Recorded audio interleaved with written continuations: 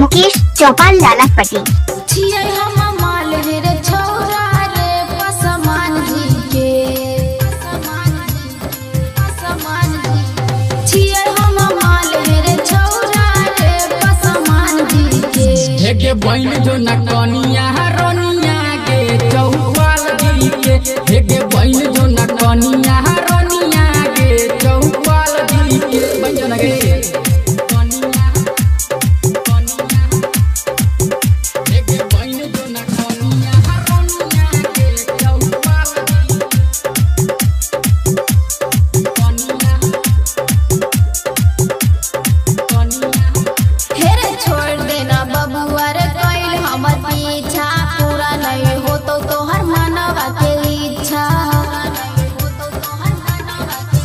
हेगे घर बाबुआरी खदे बखरी हानी नामे हमरा कदे अपन चढ़ल जवानी दिल में हम बसे गइले भगवान जी के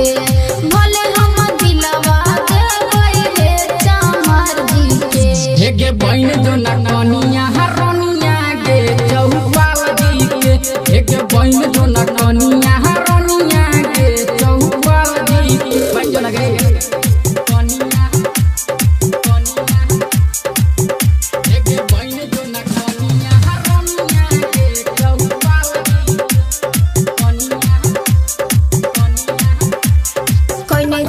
हम पसमान से यारी तोरा नहीं चाहबो रे कमला बिहारी हेगे छौरा रंगदार चौपाल छियै हम गे छोरा बौने पीछा तोहर बनबो सनम गे छियै हम सीता रानी रे चौहान जी के